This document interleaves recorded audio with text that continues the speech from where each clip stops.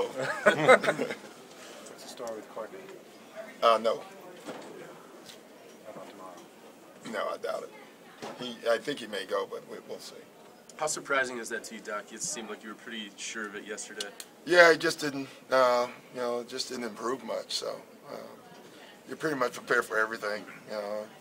Just like Woody is over there, they've had the same stuff. So just a lot of injuries right now for us and for them. Granted that injuries and wrestling guys just put Jeff in the starting role a few times this year. What have you seen from him in that role? Well, he's been good and bad. He's had some great games, obviously, and he's had some okay games, as well. But what I like is he's just being aggressive. He's starting to do that whether he starts or not, really. You think about the New Orleans game, he came off the bench and was back at it again, and then from there he kind of leveled off. So we're just trying to keep him to stay that way, but it's not just about the offense with him for us. It's everything that we want him to do, and he's starting to do it.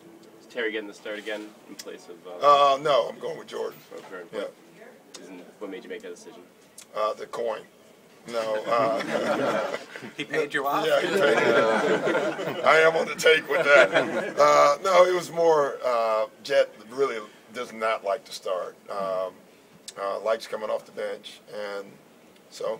Did he actually come to you and ask? No, I talked to Jet about it. We saw him when you just could see it, and he likes being in his role, and especially when he knows, Courtney will be back and other guys will be back, and he'd rather just stay in his own role. How rare is that in the NBA where you see a guy that says, I don't want to start? It's rare. It's rare. Most guys love hearing their name called with the flames and all that stuff going up.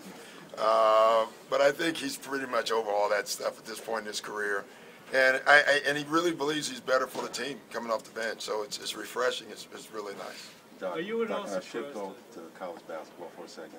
Yes, you can. Talk about the success of Brett Comer. Oh, it's awesome. Yeah, it's awesome. It's really cool. It's first of all, the kid's gone through a lot that people don't know about with his father, and it's just a neat story. It's neat, the whole team really, but knowing Brett, Austin and Brett won the AU Nationals at 10. Then again, when they were seniors, they won 2 state titles together. He's been at our house and lived at our house at times. It's just a fun thing to watch. And if you know Brett, the way Florida Gulf Coast is playing is exactly how Brett plays. It's not like this is something new for him. He's very comfortable on stage.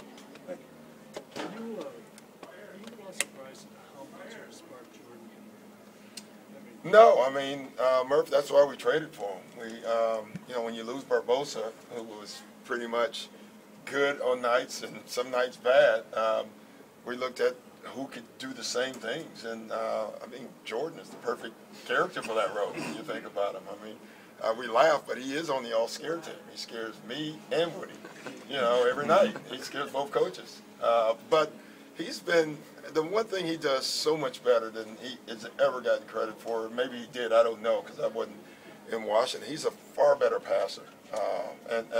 He sees things that only point guards can see. Sometimes he makes that pass, unfortunately, and no one else sees it. But he can really, he's a playmaker. He's more than just a scorer. And I honestly didn't know that. So that's been a refreshing surprise. What's that dynamic like? You want him to be aggressive. You want him to be a scorer, but at the same time, he's passing the ball so well. Well, I don't want to get in his way. We don't have time to change him or coach him to a point where he fits the exact role or way you want him to play. And so, it's what I've done. When you get a player this late in the year, you just tell them, just go play. Don't get him, I won't get in your way. If you're doing something too much, I'll let you know. But I don't want to get in his way at all. I want him to go out and just play, be him. And if something we don't like, we'll take him out. But I just want him to play free. What can you expect from this team on defense without KG and Courtney? What we do, we're going to spread the floor more and probably take quicker shots, so there's going to be more scoring. Having said that, guys have been around not long enough, but long enough to know how we defend, and we expect everybody to play to fit into our defensive system and do it. No one's going to do it as good as Kevin. There's no doubt about that. So losing him in particular, it weakens your defense. One thing to losing for one game, 2 games at a time, but now that you know it might be about 2 weeks, what does that mean for what Chris Wilcox has to do consistently? He has to bring great effort every night and be consistent with it. You know, and Shav and DJ are one or both will play as well. You know, and maybe we'll find something out with one of those 2 guys going into the playoffs that we didn't know. And so, you know, you always have to try to find a silver lining, and maybe that would be it. And even with Jordan, you know, with Courtney being out, you know, there's another opportunity. You know, obviously we want to win games, but we may find something out about our team during this stretch. Is KG around, Doc, or do you just tell him to stay home? He's kind of ornery when he doesn't play. Yeah, I leave it up to him. I leave it up to all the guys, you know. So is he here? I have no idea. I never go in the locker room until it's time.